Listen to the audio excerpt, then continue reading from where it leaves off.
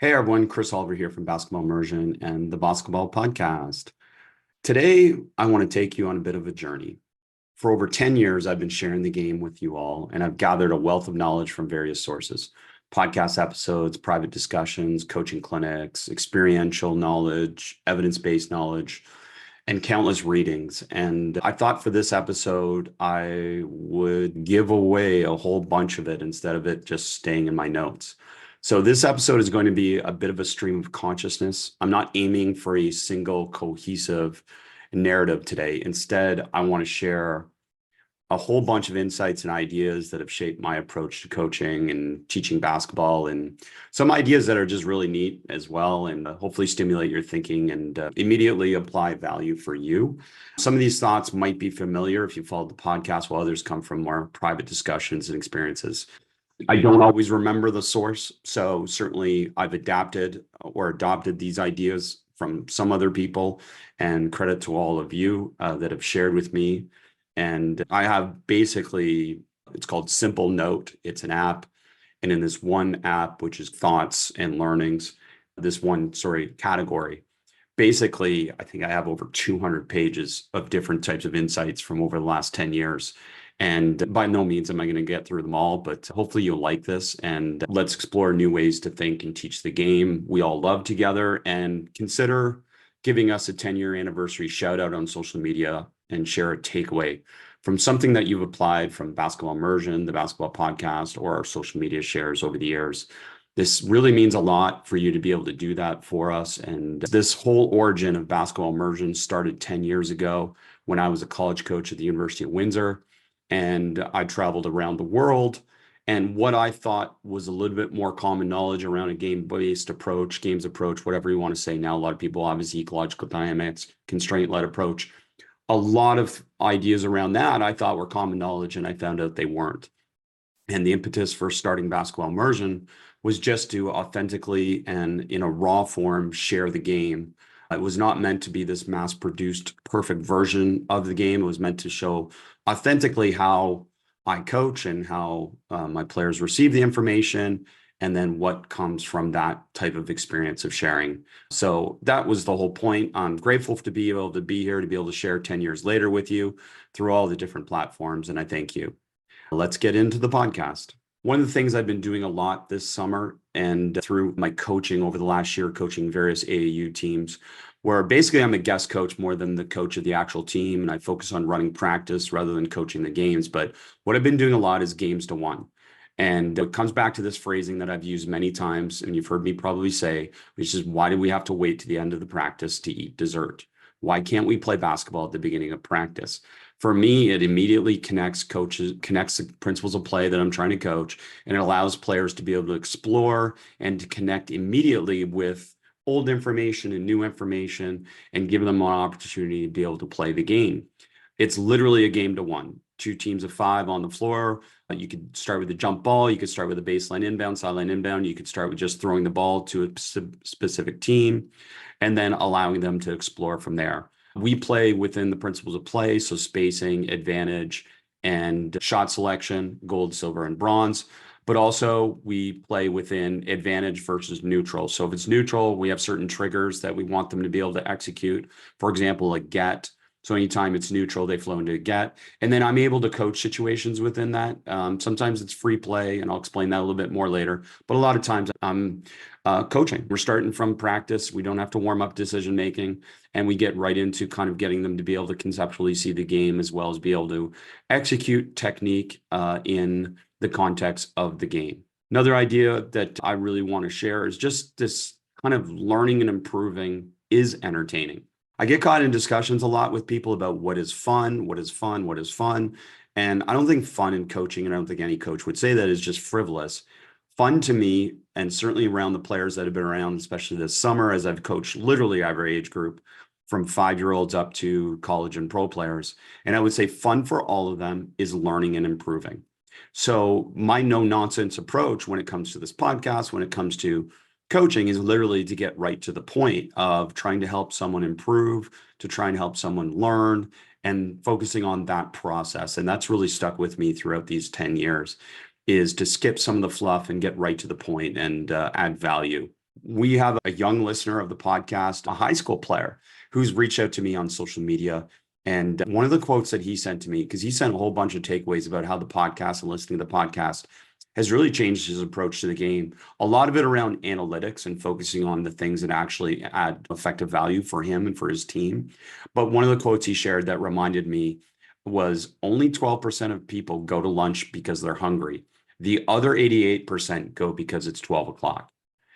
I can't think of a quote that kind of more encompasses our approach to coaching and my approach to just generally life is don't do things just because every other coach is doing it. Do things because it makes sense. It's logical. It's based on evidence and evidence-based and experiential ideas. And it gives you what you feel is a competitive edge. And for me, it's back to Zen philosophy, a little bit of Eastern philosophy, which is eat when you're hungry, sleep when you're tired, work when you're rested, and that whole thing, and not really following into any type of other people's notion of what hours are or what must happen at certain times of the day, beyond obviously scheduled things that I have, whether it's a podcast or different types of meetings or Zooms or conversations. Variability. Variability is a word I share a lot. And I just want to share something as I'm rebounding for my daughters, because often I'm just a rebounder for them. I'm not actively coaching them. They want to go get mass shots. Look, I'm all in favor of mass reps and mass repetitions. I've just always said that's something that's player led rather than coach led, meaning that's something they do on their own. In the absence of having someone to rebound for them, I often become their rebounder. So I'm in their space, I'm rebounding for them, but I'm not really coaching them. I'm just there to be able to be, a person in their space. So I end up passing to them where they work on different shots or they work on different variability within shooting, off the dribble, off the catch, off the movement, different things like that. So one thing I've really learned from that process is that I can really add variability in terms of pass location. So when they're standing in a certain location, let's say they're standing in the corner and they're shooting threes. To me, how many different locations can I pass from that represents an angle or a pass from the game? And you'll see me if I'm rebounding for them, I'm not just standing under the basket. I'm running to a different location. I'm moving to a different location after the rebound. And also kind of that pause in the process of shooting is more representative of a game where they don't get to shoot continuously over and over again. Sometimes we do rapid fire shooting, but generally we try and have a little bit of a pause or a little bit of a delay in them getting another shot, whether they have to move or I move to a different location, just so it adds some variability in the shot, but really big emphasis on me in variability in the pass location. So I really encourage you to explore that if you're passing to someone, to not pass from the same location ever, because they don't receive a pass from the same location ever in a game.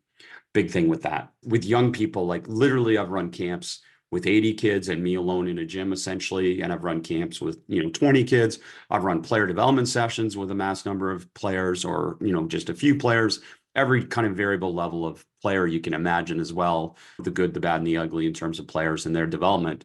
So for me, I've always had to come to an agreement with myself about how I am going to get players to be able to be on task. And what I've learned through the process, and I did this with 5-year-olds, I did this with 6-year-olds just this past week, but I'd basically just go up to them and very directly tell them, you're off task, get back on task. Why?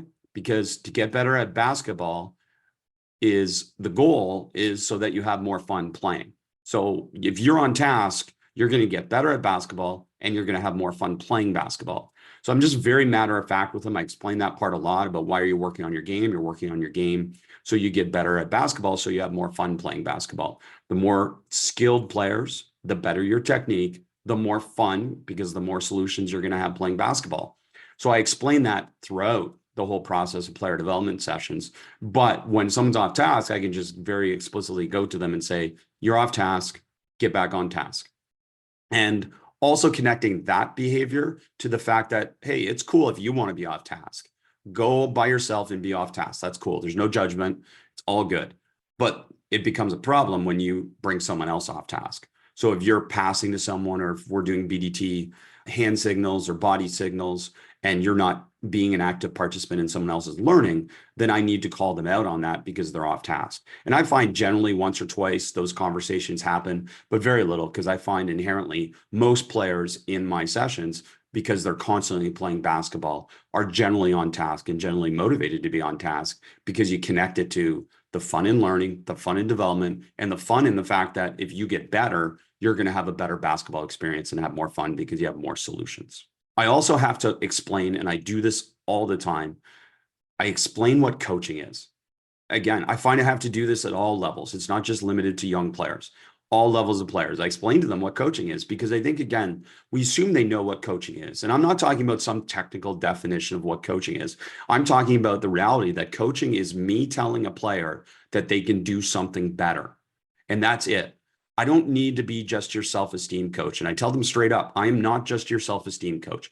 Sure, I'll tell you when I think you're doing something better than you used to do it. I'll normalize that. I'll notice that. But at the end of the day, I feel it's my job to create optimal struggle for you so that you grow as a player. And part of that struggle is that I have to be able to explain to you, and it has to be a safe space for me and for you to receive it, that I can tell you you can do something better. And I'm not telling you when I'm saying that you're doing something bad or you're doing something poorly. I'm just saying that you can do something better. So I feel that's really important to be able to explain to your players in a constant dialogue from day to day, from week to week, that coaching is me telling you you can do something better. And that I'm here to be an active participant in your learning. I'm here to help you perform better, whether it's in practice and then hopefully transferring to the game as well. A really cool thing, I was with Nuggets training camp. I think this was 2 years ago when they're in San Diego. And they did this shell to advantage game. And I get asked a lot about shell drill. Look, I'm not anti-shell drill. I'm anti doing shell drill over and over again the same way. To add variability to it, obviously increases the likelihood of players of being able to stimulate retrieval practice that leads to retention. And that's the idea. So even if you're doing a shell drill, I encourage coaches immediately, not waiting, but mixing shell drills immediately. Say you're doing a pass and cut shell, a dribble drive shell, and maybe some type of UCLA back screen shell. Then I want to mix those immediately. And they're going to struggle. And then I decide what do they need more focused learning on, where we can task simplify it. Maybe they're struggling with defending the back screen. So we can create maybe a 3-on-3 type of situation where they can work on that and just focus on that and then reconnect it back to the shell drill. But I encourage people to add variability to it. But anyways, at Nuggets training camp, they did this thing where they did 4-on-4 to 4-on-3, half court to full court. And I would explore this from a 5-on-5 to 5-on-4, and then maybe go half court, full court. But you can think about it in any context you want to do it in. The beautiful thing about it is that they did the 4-on-4 and they set a constraint. For example, it's live after 4 passes. So they weren't boring them with repetitive repetitions. They were just checking for understanding in terms of the specific shell type of defensive scenarios that they wanted. And then they went live. On a shot in that 4-on-4 shell, they then, a shot or a turnover, the offensive player that shot it or turned it over is out of the drill. And then it becomes 4-on-3 the other way. The possession for the first possession of 4-on-4, they used a shot clock, which was 12 seconds. The possession for the second possession, whereas 4-on-3, they used an 8-second shot clock. The reason I suggest that I would adapt it and probably go one more trip is because I want that player to get back in the drill and becomes a 4-on-4 or a 5-on-5 coming back the other way. And now that player has a certain advantage where the offensive team has to find a way to use that advantage, or the defense has to find a way to take away that advantage. So that's the only reason that I thought about adapting it in that way. Victor Lapina, the Canadian women's national team head coach. He was on the podcast prior to the Olympics, and I encourage you to go back and listen. But the one phrasing that he used that I have adapted a lot this summer is be brave. His exact quote, be brave, enjoy the space the team is creating for you. You are the most important player at that moment with the ball in your hands.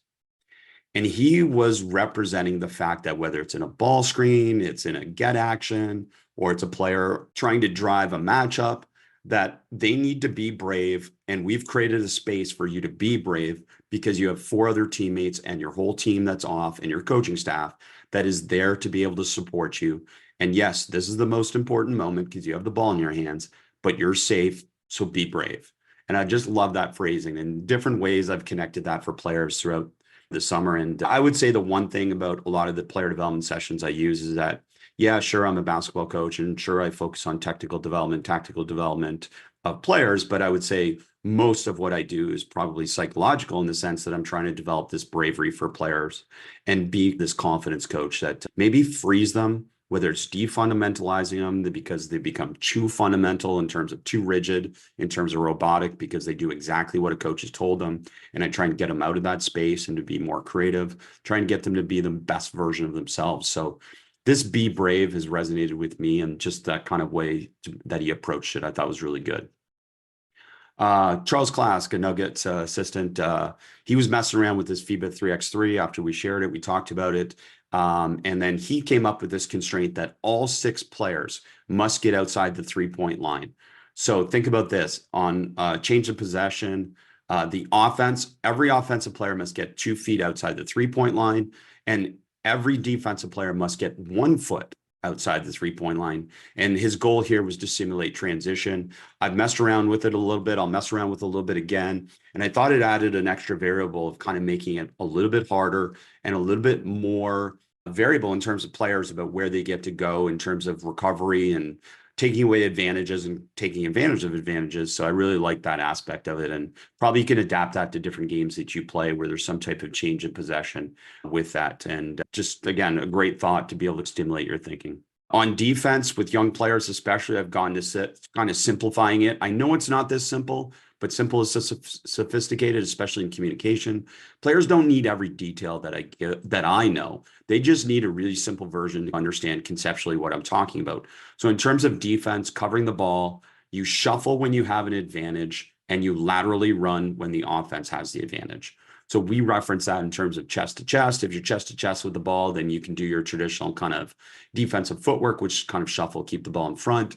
And when the offense gets a shoulder to chest advantage, which is offense advantage, then we want the defense to be able to run, recover, and that simple thing. John Beilein, the great John Beilein, had a chance at Pistons Summer League practice last year. And it was really cool because I hadn't seen Coach in a while. I was at the University of Windsor when he was at Michigan, and I actually worked Canisius camp way back when I was probably 23, somewhere around there, when he was at Canisius. And anyways, he took me outside of practice. He wanted to show me something, talk about something.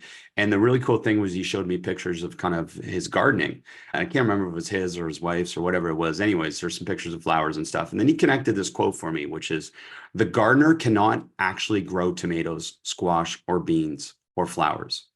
They can only foster an environment in which the plants do. The quote, Stanley McChrystal quote, if you were looking it up. And I just thought, what a brilliant analogy to coaching is that, yeah, like we don't actually grow the player. We create the environment for the player to grow. And that comes back to my 3 E's of coaching, which is first and foremost, I'm trying to create an environment. The second thing is I'm trying to create an environment where they get to explore. And then third, I use myself, and I'm going to use coaching interventions and explicit instruction to be able to help them see possibilities or to be able to grow beyond current realities, to be able to help them grow. But I thought that John Beilein quote was just awesome. And I love that experience of him sharing that with me. What do you do when players are too emotional? This is another thing that I've spent a lot of time trying to figure out for myself as a coach and myself as a person. I'm an emotional, competitive person as well. But here's one thing that I've gone to asking players when I see they're too emotional. And I just go to them and I very matter-of-factly say, and I've talked about this many times, that I feel my power as a coach is not in big conversations, it's in mini conversations. So this mini conversation for me was going to a player and being, can you be resilient right now? And turning their emotional outburst into a challenge. And the challenge literally is just that. Can you be resilient right now? Can you focus on the present now? Things happen. Obviously, the difference is that some stay in drama and some are resilient and getting quicker back to the present. So I try and highlight that to the group in terms of saying, hey, the difference is some stay in drama and some are resilient and getting out of it. But then I can be able to go in a very specific way to people that are having emotional problems and say, can you be resilient right now? And then usually I'll just walk away. I'm not there to have a conversation. I'm just there to give them a choice. I understand what happened. I understand that you made a mistake. I understand you're frustrated, whatever it is. I understand that somebody did something that caused you to have this outburst. Can you be resilient right now? And then just walk away. We're not there to negotiate. We're not there to do anything. We're just there to be able to highlight possibilities for them. And my possibility is, let's be resilient right now. And I've found that's been really effective for players. And usually, again, I talk about it in big picture things with them, that it's like, hey, anytime you're not emotionally prepared in practice because something happened or something, no, you can have space to be able to figure it out. when you're ready, get back. And the ideal is that the best players can be resilient right away and get back to the present. So that's what we're working on. Okay, an analogy, and again, I'm not here to just focus on my beliefs, because obviously all of these things are beyond just my beliefs, and it's bigger than just me or anything like that. But a great way to be able to share kind of some of the concepts, and I thought this connects with people that I've shared it with throughout the summer, is to give them an idea of how I coach and why I coach this way, because I related back to learning how to dance. I don't know if you, but I remember back in my elementary school, middle school days that we had to take a dance class. And even when I was in college and I took human kinetics, kinesiology, physical education degree, we had a dance period where it was this practicum that we had to do dance. And I do remember connecting so much to that because, one, I didn't like the experience. So it really made me focus on really trying to figure out how I could make it enjoyable. But the one thing that I realized from that experience, and it connects to my coaching, is that learning how to dance without music would be incredibly hard. And I find that's how a lot of people try and coach basketball. You try and get players to be able to learn how to play basketball without the music being the perception and the decision. And then we want them to go dance with the music. So they've learned how to dance without the music. And then all of a sudden we're going to throw them onto the dance floor and say, now dance with the music. Of course, they're going to be offbeat. Of course, it's not going to be perfect. Of course, it's going to be messy. All those things are normal. So I guess part of me says, why not just start with the music? We know it's going to be messy. Hopefully this analogy is resonating for you. But players learn how to make good decisions by making decisions, not by following directions. So as much as possible, as early as possible, put them in decision-making situations. And I can say, again, I just got back from a camp where I worked with 5, 6, 7-year-olds in 1 3-hour session or 2.5-hour session. And literally from the beginning to the end, they were always making decisions. There was no point where they were not trying to score or trying to stop someone from scoring, whether it was a small-sided game, where there's representative game, or whether it was one-on-one or with guided defense. That was always the case, that we always connected the music to the dance so that they immediately understood what they were trying to do in terms of the task. And I was amazed by how quickly those players at that age really improved their ability to play basketball. And ultimately, that's the goal. Their goal is not to be great in practice. Their goal is to be great in the games.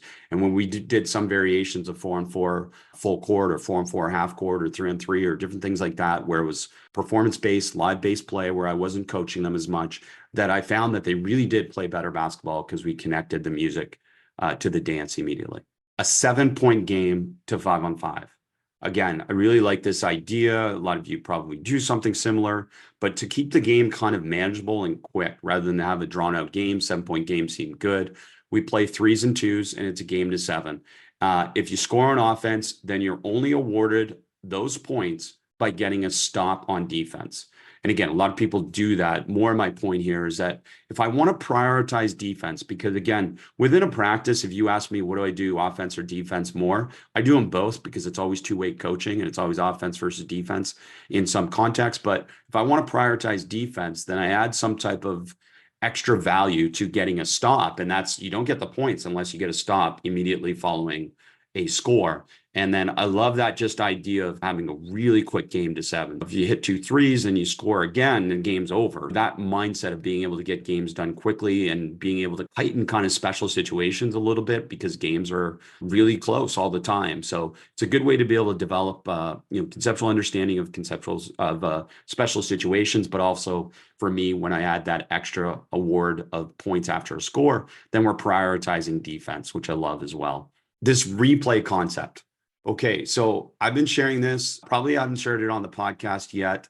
So to me, checking for understanding, retrieval practice that leads to retention, meaning I've got to remember what I did last session, last practice, and then retrieve it in my mind and then be able to apply it in this session. One thing that I've gone to is this kind of replay concept, where whatever I end, and it's very conscious, whatever I end the last practice with, I start the next practice with. This is not an all the time thing, but a lot of the time I'm doing this because I want to see if they can connect what we did last practice to this practice, and then to see if it's learned versus memorized. I mean, not memorized because that's not how we do it, but I want to see, okay, do they get this concept? Are they applying this concept? Are they able to apply this technique in context, whatever it may be? So we replay it. So whatever we did the last session and ended with, we replay it the next session to start. And it's just a great way to being able to recall information and connecting things for players. I've said this a number of times. If running fixed problems, we'd have no problems. We still have problems. So I don't think running is always the best solution to try and fix a problem, nor do I feel like physical consequences are. And I'm not anti-using them as reminders, as a quick hit. I just think they take away from learning time and practice time, and you get better at basketball by playing basketball. So every time I have them running some type of lines or some type of thing for punishment, then they're not getting better at basketball. So I really try and minimize that time, even if we're going to do something as a reward or consequence from a physical value. So I'm not saying don't do it, but this connects to that as well. If shouting constant instructions every practice, every session worked, then you wouldn't need to shout the same thing every week. Now, I'm not saying that to call anyone out on that. I'm saying, okay, here's a really great way to check for your players if they're learning. Check yourself, check your staff, check your coaches. If you're an assistant, check your head coach, check your other assistants, and see if they're shouting the same thing every week. Because obviously, if you are, then you have to figure out a way to approach it differently because it's not being learned. So repeating and learning are very different things. So sure, I can get them to follow my instructions and just do what I say, but that's not really the goal. The goal is that they're problem solvers and they can solve problems on their own. So if I have to shout the same thing to them every week, then they haven't learned it. So maybe consider a different approach if you find that one of your staff members or yourself are saying things the same thing every single week. You shouldn't have to do that. You should actually be able to reduce what you say every week because they learned it, or be able to say different things every week because they've learned it. So check that. If you're listening to practice, you're watching practice after the fact, just say, how many times am I saying the same thing from week to week? And then help that guide you in terms of figuring out a different approach. As I said, I've been coaching 5, 6, 7, 8-year-olds all summer. I haven't taught one fundamental once. Whatever you want to deem a fundamental, I haven't taught it. And here's the reason why. I've taught them the game by creating a learning environment. I've said that, putting them in a situation where they typically struggle and allow them to explore solutions before I give them any solutions. So basically, let's give me an example. A huge problem at that age, youth basketball in general, is the number of jump balls. Any of you that have had sons or daughters, or any of you that coach that level, you know it. There's just an absurd amount of jump balls. So how can I solve that problem? To me, to help them play better basketball is to help them solve a problem. It's not to give them a technique. The technique can help them solve the problem, but the first thing is they have to understand the problem. So pivoting and statues. So we try and connect that right away. So we put them in a situation. Let's say, okay, we're playing 3-on-3. We're immediately playing 3-on-3. Here's the constraint. Whoever catches the ball first on offense, defense throws the ball out. Whoever catches the ball first on offense must take 2 dribbles, and I'll come back to that later, take 2 dribbles and pick up the ball. They're then dead. Now, what I say to them is, you cannot be a statue. Immediately when you go dead, you must pivot to find a solution. Without ever doing a pivoting drill, they know how to pivot. They do. They know how to pivot because they know how to avoid a defender by moving their body. And we can talk about different things, whether it's we never want to keep the ball in the same place. We call it now forming the alphabet with the ball, is that the ball has to form some type of letter, not exactly a letter, but it's more of giving them a metaphor to be able to understand. Don't hold the ball in one place, Z it, form an L, do something with the ball other than holding it in one place, and do something with your body other than holding it in one place. So we don't want any statues. So when you pick up the ball, we don't want a statue. We want you to pivot. Okay, so connect that even further. Here's another youth coaching problem. Players pick up the ball without a decision all the time. They take dribbles and they pick it up, and then they have to figure out a solution. Who am I passing to? Am I shooting? Et cetera, et cetera. So we really spend an immense amount of time on trying to educate them to not pick up the ball without a dribble. We don't care how many dribbles they use. We care that they pick up the ball and they don't have a dribble solution or pass solution, a shot solution. One big thing is we know they're going to do that. No matter how many times I've coached it for 4 straight days at this last camp I did, last player development sessions I did, no matter how many times I coached it, they still do it. So I have to give them the solution. The solution is just don't be a pivoting statue. Don't be a statue, pivot. And we don't want any statues. So as long as they're pivoting, then we're not going to call a turnover. If they become a statue, we're going to call it a turnover because it's going to become a jump ball anyways, and we don't want that randomness. So we're trying to help them solve the problem. And that's really my role as a coach is what are they struggling with? How can I help them solve the problem by creating an environment for exploration? And then after they've explored it, providing explicit instruction as needed. Here's creativity, developing, innovation, all these different things. You talk, if you've read Steve Jobs' biographies, if you read different things around people who've been incredibly innovative, Lionel Messi, Ronaldo, all these different soccer players, just so many good books and examples of talking about those different things. How does creativity come? How do they become so creative? How did they become such creative problem solvers? To me, players stop experimenting and forming their own ideas when coaches tell them exactly what to do. They imitate at the expense of creativity and innovation. So I would just be hesitant, and I'm talking particularly about youth development. In my new role with the NBA, doing stuff around youth development, particularly around EYBL and different types of youth development levels, whether it's junior EYBL, et cetera. I would say that's one of the things. I think there's just a ton of really good coaches. This is not a knock on coaches. I just think they don't need the information that we have at first. I think you got to give them a chance to be able to explore and find possibilities, because as soon as you give them really explicit instruction and really specific information, they're going to try and do that. And that removes the ability for them to be able to be innovative and form their own ideas. If you want followers, instruct. If you want creative players, let them explore, and let them explore before you give them any very explicit instruction. And again, for example, I might give them a really simple game of low organization.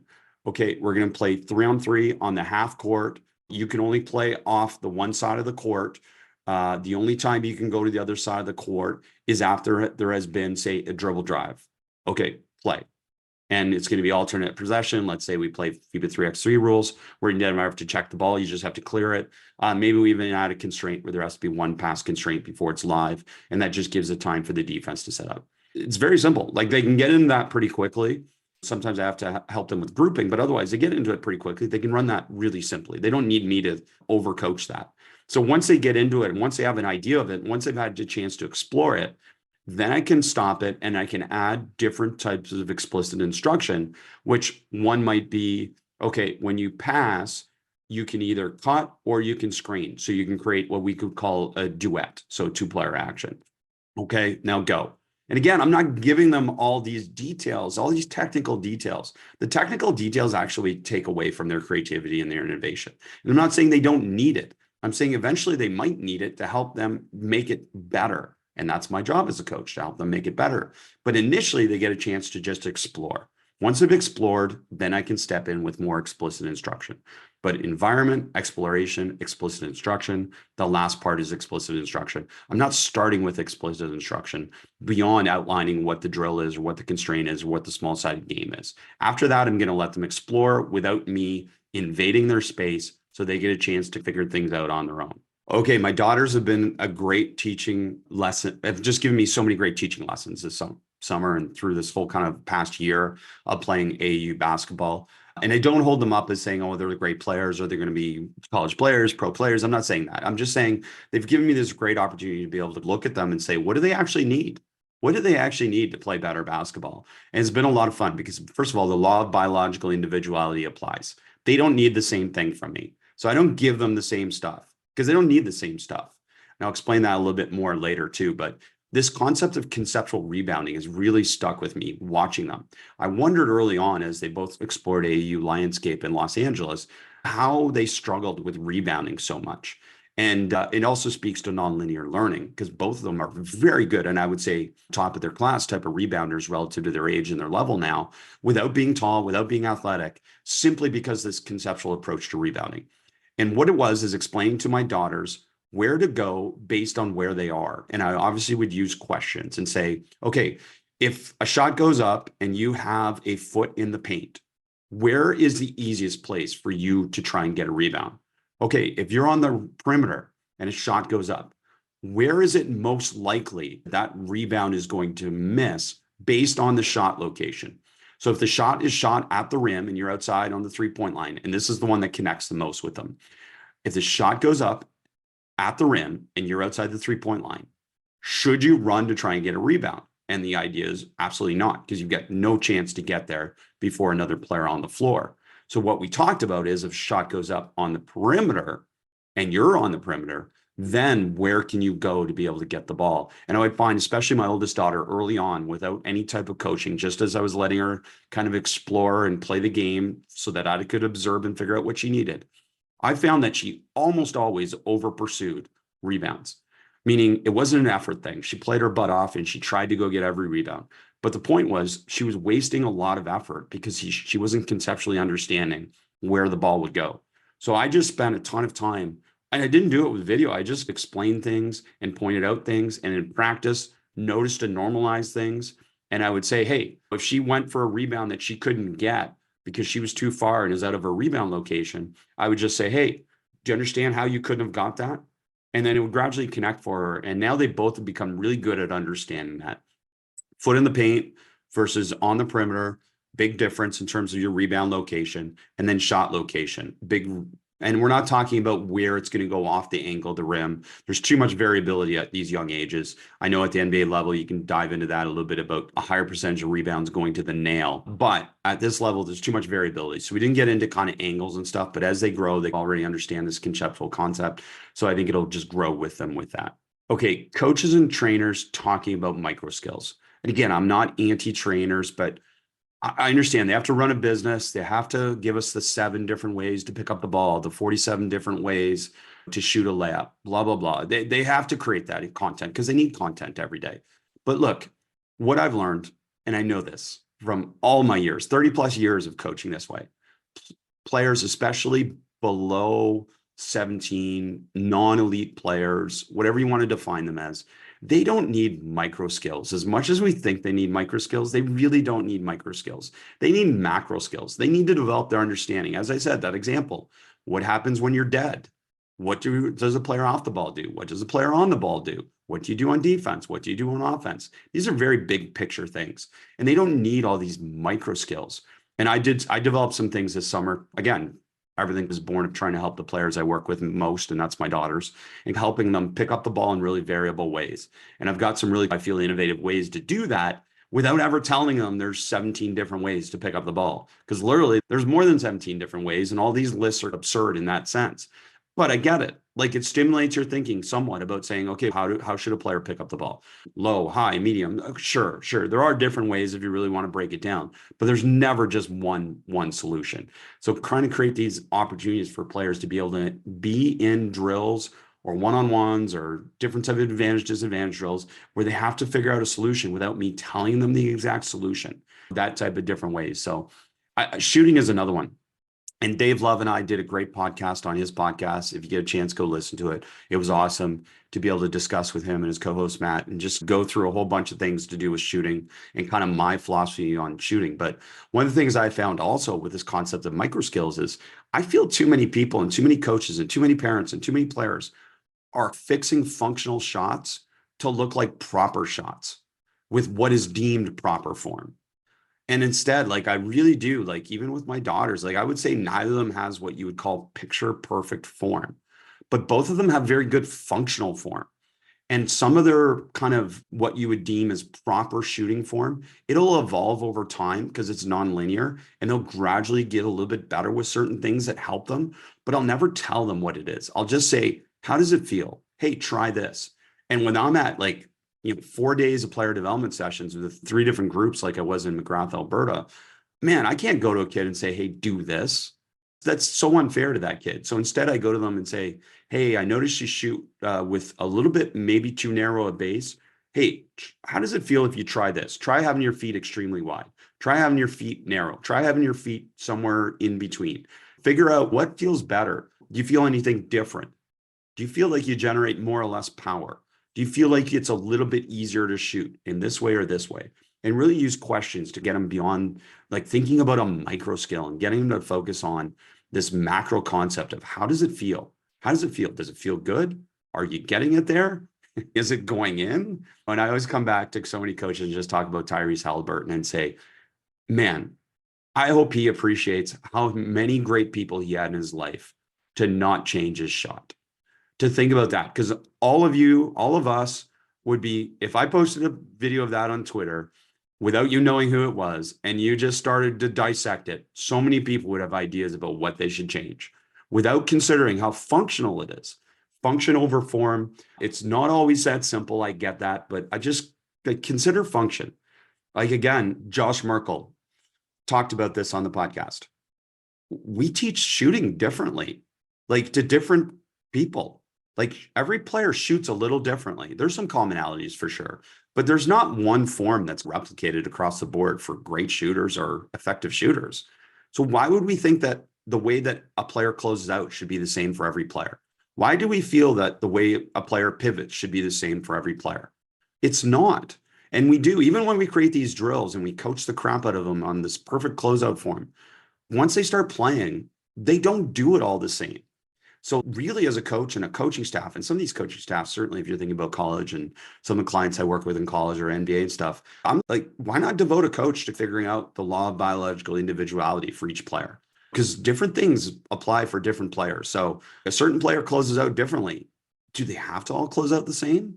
And to be honest, isn't the decision on the closeout more important than the actual reality of what they're doing? Where do you want them to force the ball? Do you want to close out long or short? These different things. So that's what I mean to focus on function over form. Can they run fast and stop fast? That's what a closeout is. And if they can do that, then why do I have to mess with that? They can already do that. Now focus on the decision, because maybe they're screwing up the decision on the closeout rather than the actual function of the closeout. And there's so many things like that. But Josh Merkel on our podcast together stimulated that. And that's been with me ever since. He just said it so well. Look, I don't say this. Let me just say, I wish you could all see me run a player development workout with whatever age group you wanted to see. Okay, not because I'm great. That's not what I'm saying. But because you could see how much fun players have when they are free of explicit instruction and technique-based coaching. And again, I'm not anti anything. I'm not anti technique. I know technique's important. So I'm not the person saying you here that you just can just follow an ecological approach. I know that. I've tried stuff with my daughters.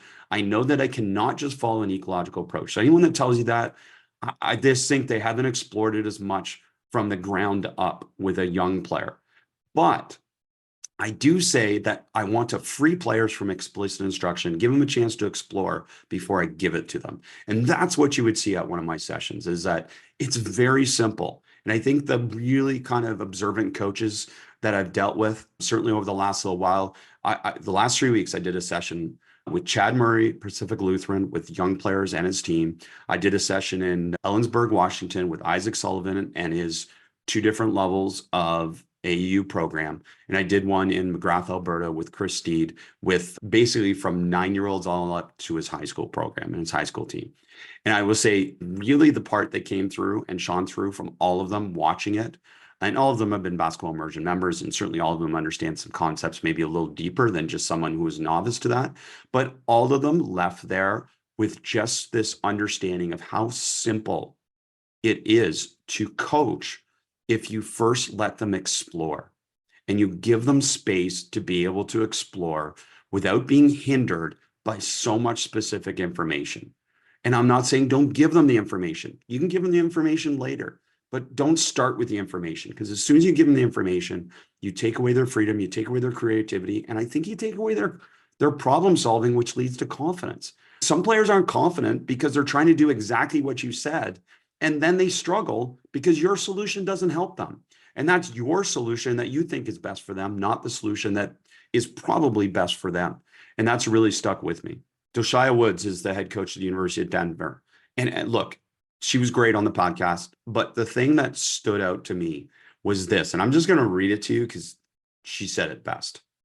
I think often we forget when we say things are equal for everyone. No, they're not, because everybody is born into something different and everything affects everything. It doesn't mean nobody can pull themselves up, but some people need more help than others. That part and that quote resonated me ever since she said it. And I look at people and I look at where they come from. And let's not talk about socioeconomic situations. Let's talk about just basketball. Some people need more help than others. It doesn't mean they're weak. It's just their reality. And we tend to treat kind of some of these, oh, they're not good. They're not good because they need something different. They need more help than others. And it doesn't mean they can't be good. It just means that they're not good yet because they need something different than what they've been given. And I've seen that all summer. I've seen that throughout this year of coaching tons of different AAU players and tons of players throughout the world is basically that. I have to really focus on meeting players where they're at and not judging, not comparing, and understanding that all development is nonlinear and it's not where you start. And every player has room for growth. And we talk about that all the time. We talk about that all the time with an NBA or a WNBA player. Oh, look at what they added to their game this offseason. Of course, players can improve. Even at that level, where their improvement is like on a really micro level, they can improve. So of course, a young player who's not good yet at something can improve it. Some people need more help than others. And I just really appreciate Coach Wood sharing that quote. And certainly she was talking a little bit more about society and kind of our responsibility to society and different types of people and different types of disadvantaged people. But man, does not apply to coaching perfectly and sum up a lot of what we're trying to talk about. Switch off perception. Okay, here's the thing. I talked about it a little bit relative to dancing, but if I do the same move or I get a player to do a same move 3 times, 5 times, 10 times in a row, it switches off their perception when there's no defense or no distracting information or visual stimuli present. So literally, when we do things on air in repetitive ways, it switches off their perception. And any type of skill execution, biomechanical skill execution, is preceded by perception and decision. So if we're switching off those two things, how can we expect that's going to transfer? So I don't need to perceive if I know what is going to happen. I don't need to perceive. I don't need to decide if I know what is going to happen. And look, I've been around, again, with the NBA, being around Nike, being around EYBL, being around some of their different academies. It's been a true blessing to be able to be around such elite players and such elite coaches and such elite thinkers of the game. But the one thing that still doesn't connect, I think, to so many of them when they defend certain things like on-air drills or three-man weaves and all that stuff is that when they do these things, these players are literally switching off the two things that lead most to transfer to performance of any type of technique that they think that they're developing. They're switching off perception and they're switching off decision because they already know what is going to happen. And again, look, I've said it so many times. I'm not telling you you're wrong if you're doing three-man weave. I'm just telling you it doesn't develop what you think it develops, and it doesn't help a player truly improve because we're disconnecting perception and decision from skill execution. So they have turned off their perception, they've turned off their decisions because they already know what's going to happen. And just that concept there made me really, really aware that rote learning, this memorized form of learning, just doesn't help players develop, especially when we're talking about and we're bemoaning the fact that basketball IQ is not being developed as much as we think it is. So this variable representative practice connects perceptual skill, connects decisions.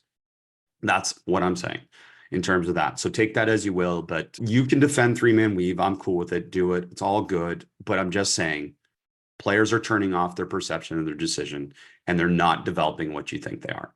And that's proven by experiential knowledge on my part, but it's more importantly proven by generations now of evidence-based research around perception action coupling. You don't have to understand any of that, but just understand that if a player does it on air, they are shutting off perception and decision. Okay, that connects to another idea, which I've heard a lot this summer. Okay, let's go 2 ways. Number one is people talking about using verbal cues in player development workouts. Oh, I give them a verbal cue. The problem is the game's visual, not verbal. So verbal cue, like literally is guidance. So it's telling a player what to do. So a visual cue is them having to figure it out. So if you think about our basketball decision training cues, like if I'm passing a player a ball, I'm arm length away from them in our shoulder game BDT shooting. I'm arm length away from them. I pass them the ball. If I step back, the player has space. So they perceive they have space. They decide what to do in that space. They execute a shot because they have space. Okay, if I want them to drive, I flip my hips and now they have space, but they don't have space to shoot because I'm not more than arm length away from them. And now they have space to be able to drive in a certain direction, depending on which way I flip my hips. So they perceive that space, they decide what to do with that space, they drive that space. So It's visual, not verbal. So verbal cues to me add no value to a player. And I know that sounds harsh, but they add no value. That's guidance. We don't want them to listen to words and then execute, because by the time they hear the words, they probably now the environment has changed.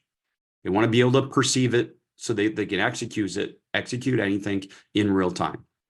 Okay, let's think about this phrasing, because I've heard this from so many people, especially when it comes to elite players. Oh, they're able to visualize the defense when they do the move on air. Visualize the defense. Okay, I'm not discounting that. James Harden works out by himself. He works on moves to try and figure things out. He is visualizing where a defender would be. He is visualizing what type of move would solve the problem based on where the defender would be. And has there been any player in history that's come up with more creative kind of solutions than he has?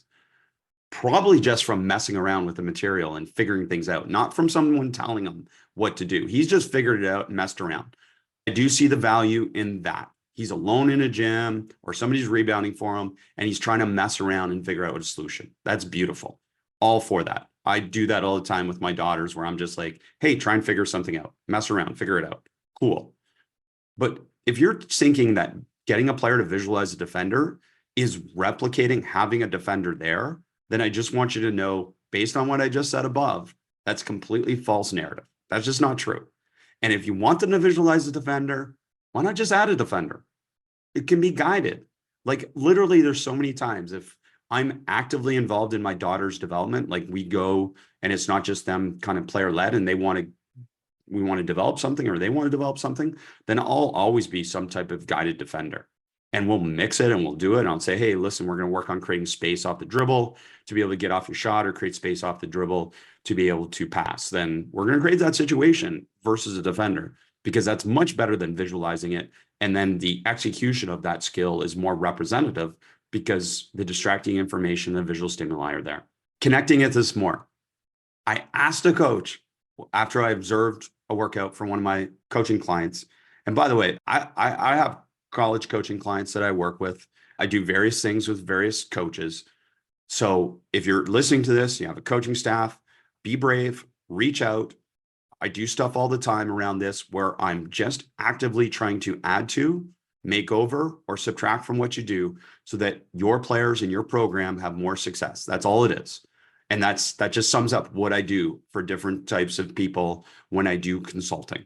That's the gist of it. I'm not coming in and trying to change what you do. I'm trying to add to what you do, make over what you do, or in some cases, which I think is more valuable, subtract from what you do so that what you're doing is more effective. That's the goal. Reach out. I'll talk to one of the speeches I gave to players at a number of the camps that I did this summer was, let's talk about the last one I did. Chris Steed, if you don't follow him on social media, he's just tremendous. McGrath, Alberta, high school coach, business person, comes from a business mind, thinks differently. It's beautiful. It was just so much fun to be around him and his program and his community, to be honest, because if you've never been to McGrath, Alberta, it's near Lethbridge. It's 2 hours from Calgary, but man, it's a basketball community. So just a brilliant experience for me and my daughters to be able to be there. But the one thing that just, again, really stood out was how open-minded his players were. And it was a direct reflection of him being a curious learner and being open-minded. And I'll tell you, just if you want to know one thing about our community, it's literally that just so many times we're around people that just are curious. And every part of learning and development, I feel, starts from this curiosity. So it's just brilliant to be around that. Anyways, I got off track, but I was talking about coaching clients and different people around that. So the one thing that I wanted to say is that a coach that was running, so he was walking through defense, so defensive situations with the offense on the court, but he didn't walk through offense with the defense on the court. Okay, so when he taught defense, he had offense on the court.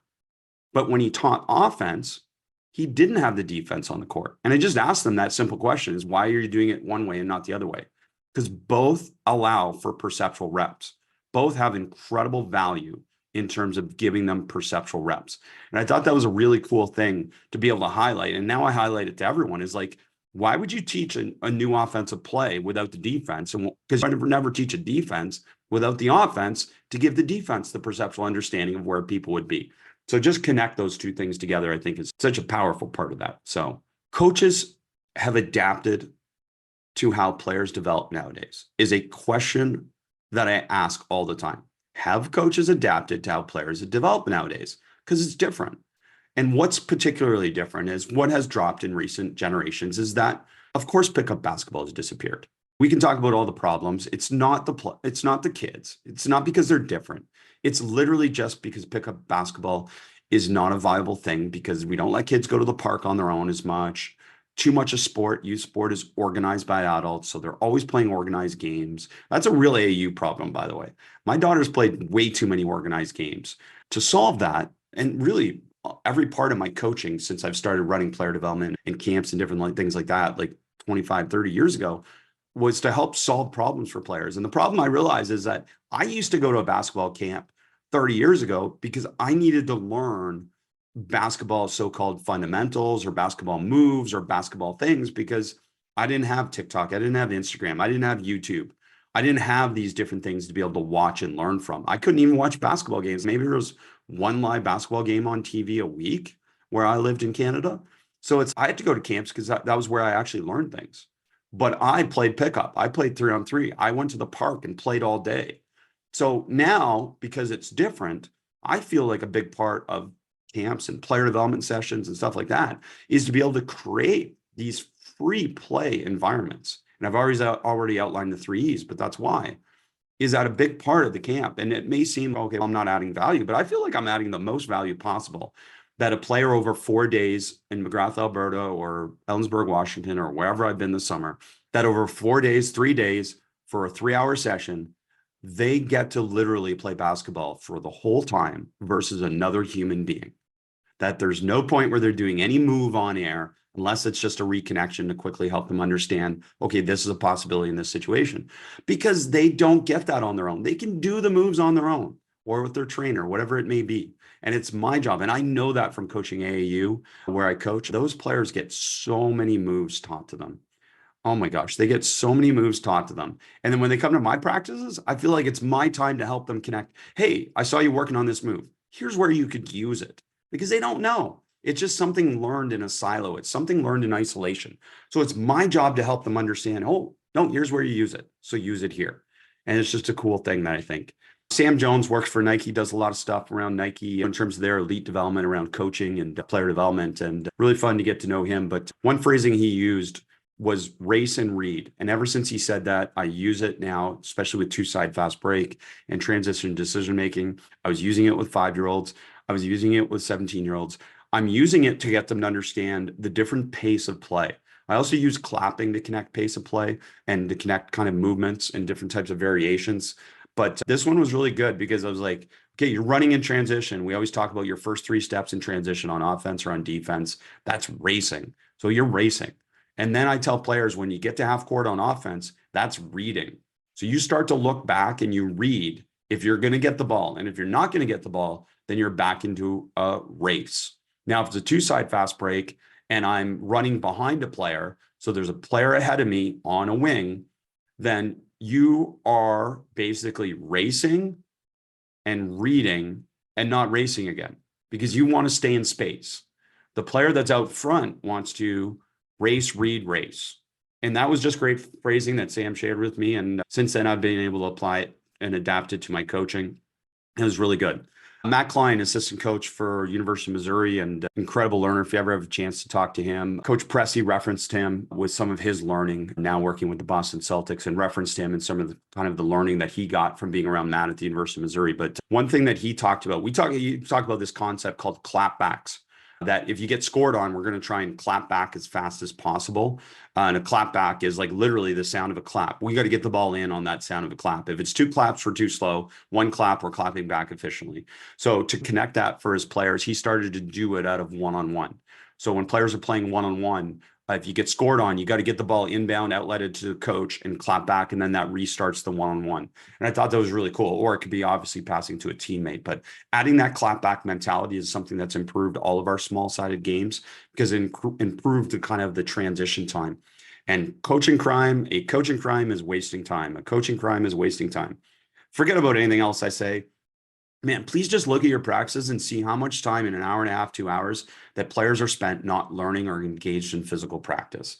And I'm not saying all of it has to be, but man, I just see so much wasted time. And especially if I'm a youth coach, I have 2 hours, hour and a half twice a week. I've got to maximize that basketball time. I can't waste time. If I spend 10 minutes, 3 minutes, or 3 minutes, or 20 minutes on 3-man weave, for example, I'm taking away from basketball time that actually helps them play better basketball. So we're going to play basketball the whole time, but I also want to maximize our transitions. So time in between different things. And this clapback idea has been great in terms of speeding up transitions from, say, one rep to the next within a small sided game. Stacking problem. Oh, another thing, when I go to see coaching clients and I spend time observing, Nike Academy in Portland, I was just there. And one thing that stood out is how many times we stack things as coaches, where one coach stops it to make a point, great point, awesome point. But then another coach, because we've stopped it, wants to stack something on top of that. And all of a sudden, we've lost the original point because we keep stacking things on top. I'm saying no stacking in practice. If a coach stops it, makes a point, obviously a short burst, hopefully, of information, and then follow that with feedback. Follow that feedback, with action. Follow that feedback with action instead of following that feedback with more feedback. Let's not stack feedback on top of feedback, because it really does take away from players learning. And you're a more effective communicator when it's a short burst of information, not followed by contradictory or other information. TJ Saint, if you have not gone to watch, and I see the numbers on YouTube, go to Basketball Immersion YouTube, type in TJ Saint. Look, it's the best coaching clinic I have ever seen in my life on offensive basketball. Just go watch it. He has video. He goes through his whole team. He goes through every situation. He gives us his terminology. He gives us, it will make you a better coach. There's nothing that I've done in basketball over the last 10 years that probably has improved me as an offensive coach more than that podcast and his willingness to share exactly what they do with video examples. So you got to go watch it. There's very few things I'll tell you must do, but man, I just can't believe there's so few people that have watched it. Anyways, one of the things I just want to share, this concept of hunting mismatch. I just loved his terminology and his phrasing. Seek and destroy, find, search, highlight. And particularly when it comes to highlight, he says that we have a pick on it list. And I just love that, because that connects to so many of our youth situations where it's like somebody was picking on you. So it's like this pick on you list for the guys that they want to attack or the players they want to attack. And then I think he also referenced the term Waldo. Where's Waldo? Where's Waldo? We're picking on Waldo. So they would call it Waldo. So I just love that terminology and I just love it. And that podcast was so good. And the visual of it is even better than the verbal, although the verbal is pretty good too. Another coaching idea is game coaching concept. So I have become really obsessed with game coaching some AAU games like I have. It feels like probably a lot of you have to deal with this, so it's not unique, but it's just literally, we don't have a scouting report. Like we just don't. Like it's AAU. Sometimes we play the same teams and we have a scout and then we're able to do stuff better. But often we don't have access to video. We don't have access to scout. So I'm watching the other team warm up. I'm watching the first few minutes of the game. Like this explore situation, like I encourage you to do in drills, where I'm letting myself explore the game. I'm letting myself figure out what we need to do in terms of game plan. And then I have to come up with a way to be able to institute some of these game coaching situations to be able to solve problems or to be able to take advantage. And one of them has been this, is basically I'm only going to focus on 1 to 2 players. 1 to 2 players, we can't let them do what they do best.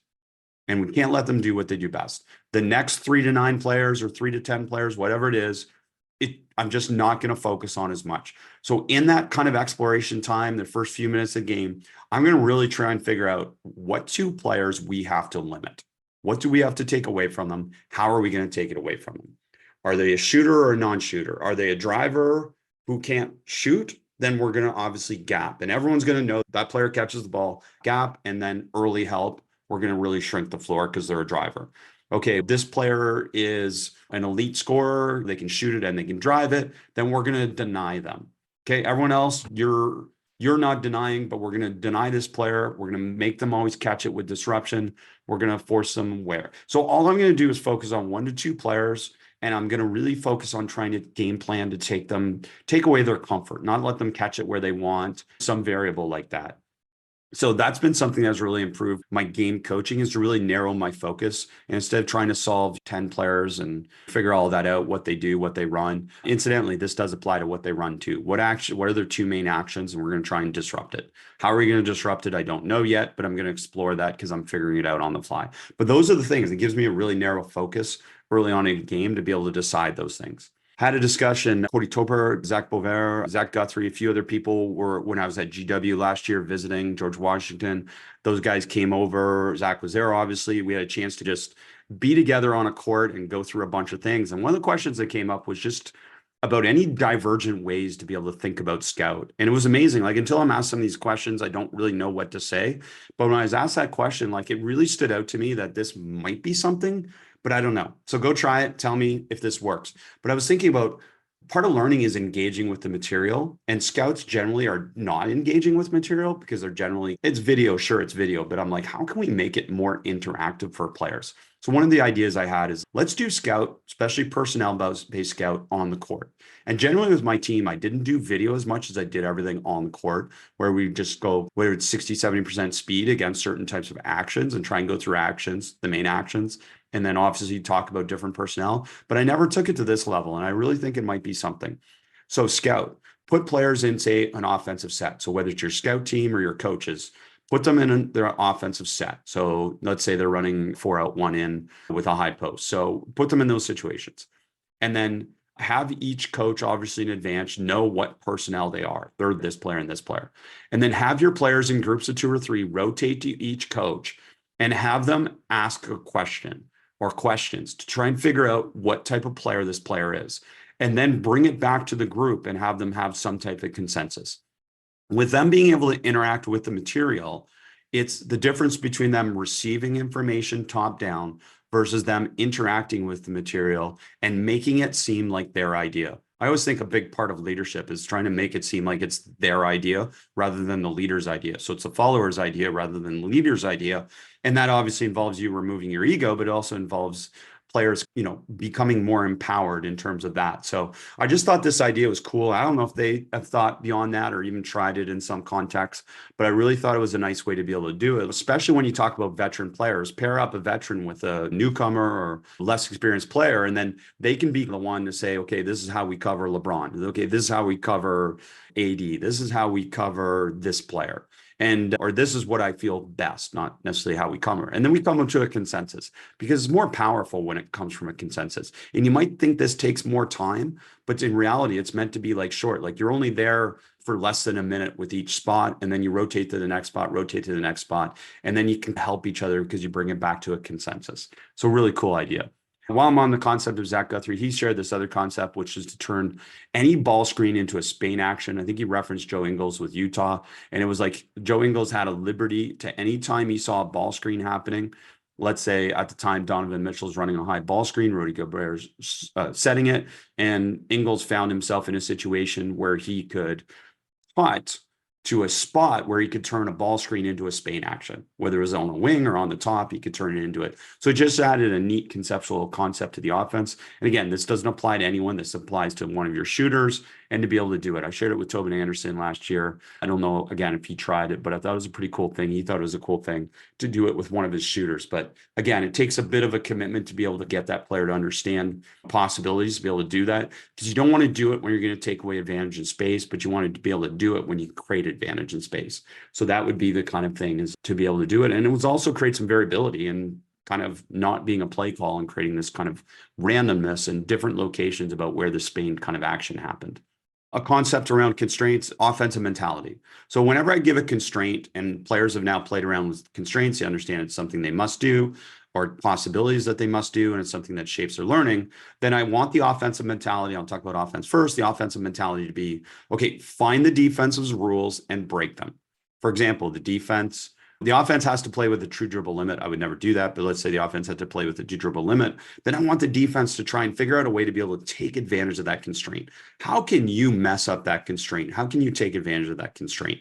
Another obvious one would be the offense can't dribble. And that's why I don't do anything really where the offense can't dribble very often, beyond kind of maybe emphasizing something. But literally, it would be that it would be this concept of saying, okay, the offense can't dribble. So what's a cheat? I'm not going to tell the defense to cheat, but hopefully they figure it out on their own. They can't dribble. So we should all be in denial and nobody should be playing in help.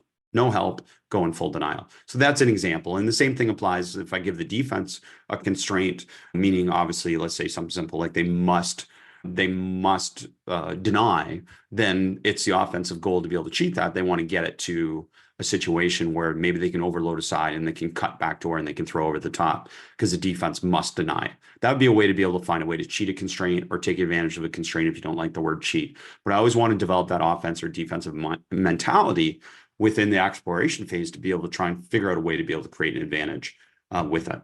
Don't shoot ideas down before you've experimented with them. That kind of references a bunch of the coaches that have been around this summer, a bunch of the clients I work with. They're so good at this. And it just has taught me so well that they don't say that won't work. They never say that, in fact, because I feel like that won't work is the worst thing you can say. To me, that didn't work is cool. That's always good to say. That didn't work. It didn't work for me. That didn't work for our team. That didn't work. And that just implies that I'm not saying you have to try everything, but it means that you tried something, you messed around with something, and you didn't conclude in advance in judgment or based on, I don't know, you played basketball 30 years ago and now you think coaching. That may have come across wrong, so I apologize for anyone, but how many people are in judgment and literally have not studied coaching for 20 years, 10 years, 5 years, 1 year? They just simply played the game and now they think they know how to coach the game. And I know coaches out there, some of you are nodding your head because you deal with this all the time with parents. And let's never say that won't work. Let's just say that didn't work because you tried it. And that's what I can say. All of this information I'm sharing with you, it doesn't have to be for you. That's not what I'm saying. It's just literally saying that this has all been born from the fact that I tried something. I didn't say that won't work. I tried something, and literally there are so many things where I can tell you, maybe I should do that on a podcast once and just go through a whole list of things that didn't work for me or didn't work for players or I feel didn't work. But I tried them. And it's just awesome. So I just encourage you, that won't work is not a way to go through coaching. Certainly not a way, no, not a way to go through life because it's always changing. The pace of change is incredible in the world right now. So to say that won't work is just dismissive of the fact that everything's getting better and we can get better. This is coming back to what I've said earlier, but the unintended consequences of dribble limits is that they force players to pick up the basketball without a solution. Okay, so I grew up this way. Oh, we're going to play one-on-one, 2 dribble max. Well, you know what that taught me? And I realized it pretty early on. It taught me to pick up the ball when I don't have a solution. I don't have a good shot. So now I'm shooting a bad shot because I have to. So instead of using a constraint like that limits a player, create a constraint that affords a player. Okay, you can't take 2 dribbles. You can dribble as much as you want, but you can't take 2 dribbles in a direction not towards the rim is the one I use. So an offensive player can better learn how to attack and counter and create space. If I run out of space, where can I create space? I can create space backwards or sideways and apply protection plans, as I call them, or Doug Novak calls them, as possible solutions. Protection plans, again, are those things where I ran out of space. So now I can back up. I can go sideways. I can back pivot to pass. So like different things. I can get Nash dribble. I can go under the rim. Just again, Doug Novak, just so many brilliant things he's put in the universe, but the use of protection plans is one of them in that context. That connects to a lot of things I've shared with you already, but I just think you have to really consider when you give these constraints to players, if they're limiting or affording them. Are they affording them an opportunity to get better, or are they limiting their opportunity to get better? Really, on the hierarchy of needs, I guess all this comes back to is how to teach has to be above what to teach. And I feel like we're obsessed as a coaching community about what to teach. And that's cool because I love it too. I love to nerd out on what to teach. Man, we got to spend way more time. And I don't mean to come across as preachy, but I do think that the most value you can add for yourself and your players is just to focus more on how to teach. And I'm not saying there's any magical solutions. There's not anything new. We're not transforming basketball. We've done this stuff. This stuff has existed for 30 years. This is not new stuff. Just people have added new words to it. I agree. But I'm just saying that if you focus more on how to teach and focus more on the environment you create and focus more on empowering players to explore their environment, they have more opportunity to apply the explicit information that you gave them. And that's a great thing to be able to do that as well. This has been a complete stream of consciousness. I created notes in advance of this, and I'll just give you a heads up that I'm about 5 of 15 pages in, and I'm probably somewhat over an hour So I'd love to keep going. I'd love to keep sharing this stuff. I do want to finish with two things that have really been on my mind. I have a ton of other things, but two things that I want to just get to that have really stuck with me. And this may seem a little bit geeky from a research-based perspective, but man, I've spent so much time with this. Okay, two-side fast break in particular. One of the first principles of play I try and teach the players is spacing.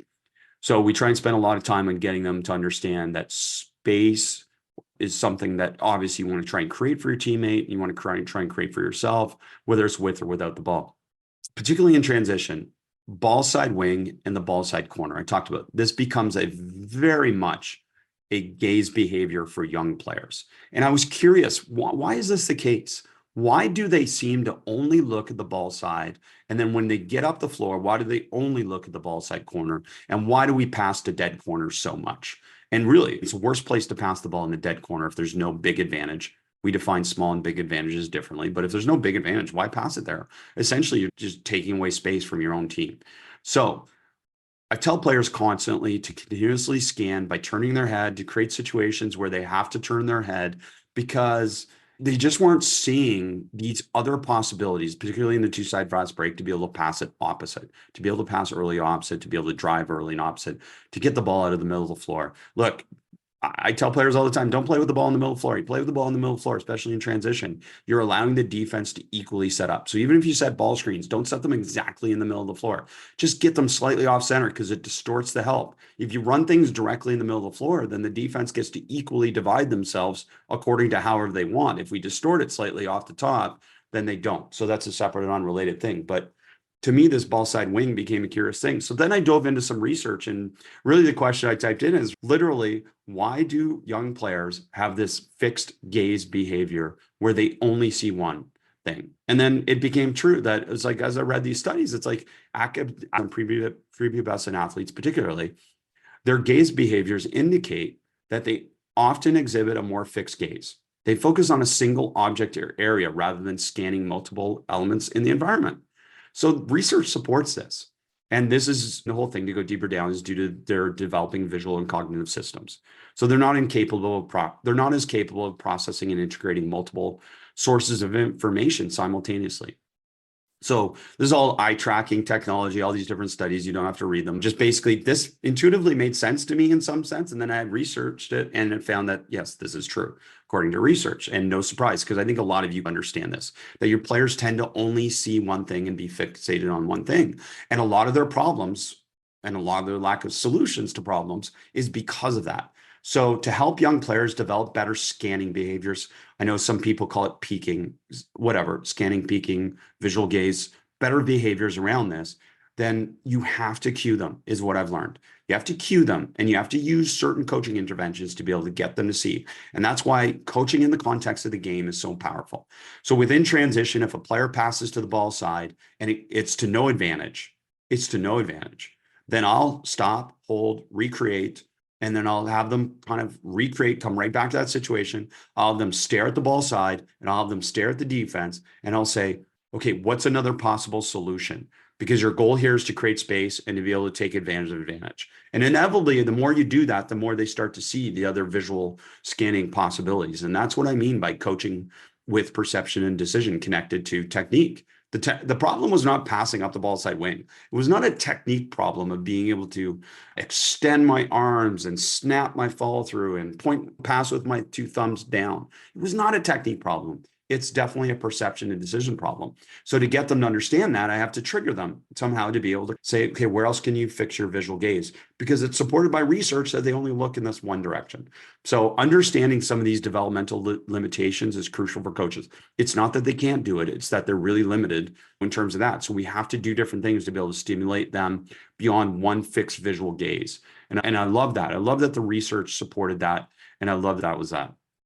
Okay, the other thing that stood with me is this concept of start, stop, and continue. Look, I've been around really elite AAU programs where they don't do any type of feedback meetings, whether it's KPIs or it's just literally player development meetings where they help players understand what they need to work on. My daughters have played multiple times for multiple teams, for multiple coaches, and not once has a coach ever met with them in season or after season about anything to do with a development plan for them, about what they need. So I really first encourage you to do that. But here's the thing.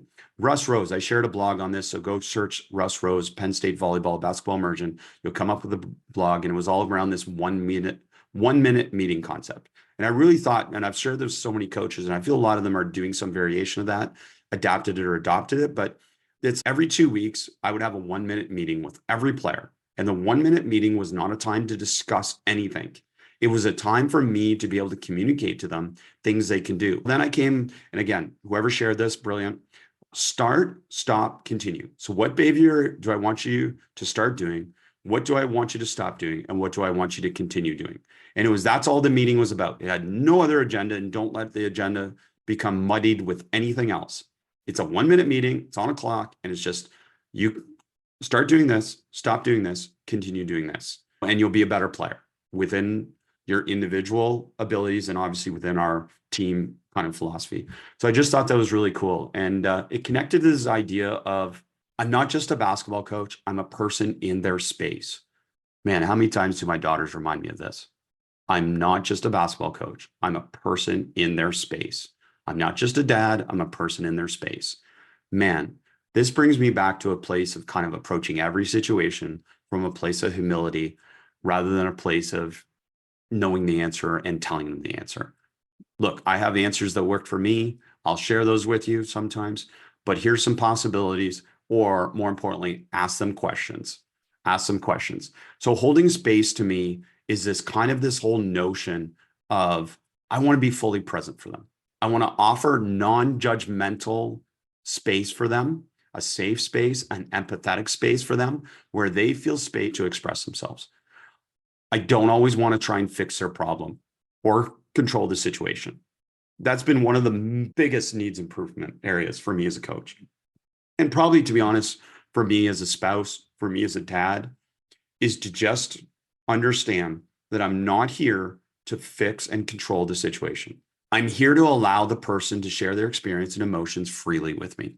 I'm here to hear them. I'm here to hold space for them. So yeah, I'm not just there to teach skills and strategies. I'm there as a significant presence in their lives. And I love that. And I value that. So holding space for me has become this really powerful thing to constantly remind myself that I'm going to create the environment for them where they feel valued. They feel like they belong. Incidentally, belonging is one of the most powerful human emotions. Doug Lemoff, among other incredible things, talks about belonging as a really powerful thing in a classroom, that every student feels like they belong no matter what their level, no matter who they are and what they're doing, whether they're quiet, shy, they're outgoing, they're smart, they struggle, whatever. I want to make every single person every day feel like they belong. You matter. I'm happy you're here, etc. So that's a big part of this holding space thing. But really, for me, this holding space thing can enhance a player's development because it comes back to this concept of now that they trust me, they value me, they see me as an active participant, they see me as an ally, not just someone who's just giving them information and saying, do this.